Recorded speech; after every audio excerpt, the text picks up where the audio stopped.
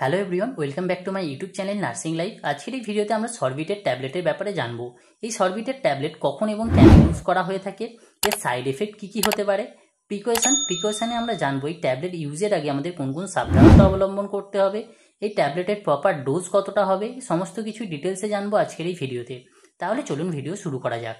সরবিটের tablet, যেটিকে নাইট্রোগ্লিসারিনও বলা হয়, সরবিটের ট্যাবলেট নাইট্রেট ভ্যাসোডাইলেটর গ্রুপের একটি মেডিসিন।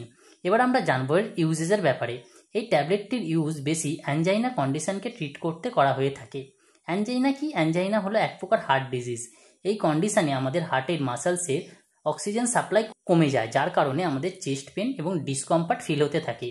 এই অ্যাঞ্জাইনা কন্ডিশনে সরবিটের ট্যাবলেটটি আমাদের হার্টের ব্লাড ভেসেলসকে ডাইলেট করতে সাহায্য করে, যার ফলে হার্টের ব্লাড ফ্লো ইমপ্রুভ হয় এবং আমাদের চেস্ট পেন থেকে রিলিফ দেয়। তাহলে এর ইউজেস কি? এর ইউজেস হলো অ্যাঞ্জাইনা কন্ডিশনে এটির ইউজ করা হয়। অ্যাঞ্জাইনা হলো চেস্ট পেন, এই চেস্ট পেন কন্ডিশন থেকে রিলিফ দেয় আমাদের সরবিটের ট্যাবলেটটি। এবার আমরা জানবো এর ডোজের ব্যাপারে। ডোজ ডক্টরের অ্যাডভাইস অনুযায়ী অবশ্যই নেবেন। তাছাড়া এর নর্মাল স্টার্টিং ডোজ যেটি হয় সেটি 5 mg থেকে 10 mg ট্যাবলেট একদম স্টার্টিংয়ে পেশেন্টকে দেওয়া হয়, তবে ডক্টর পেশেন্টের কন্ডিশন এবং ডিজিজকে দেখে এর ডোজকে বাড়াতে পারেন। ডক্টরের অ্যাডভাইস ছাড়া এর ডোজ কখনো নিজে থেকে বাড়া কমা করবেন না।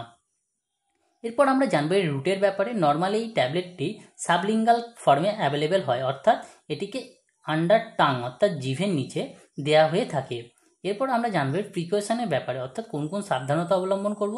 ফার্স্ট, তো এই ট্যাবলেট ডক্টরের অ্যাডভাইস ছাড়া কখনোই দেওয়া যাবে না। সেকেন্ড, এই ট্যাবলেটটি চেস্ট পেন কন্ডিশনে ব্যবহৃত হয়, তা বলে যে কোনো চেস্ট পেন কন্ডিশনে কিন্তু এই ট্যাবলেট দেওয়া যাবে না। চেস্ট পেন লো বিপি বা হাই বিপি দুটি কারণে হতে পারে।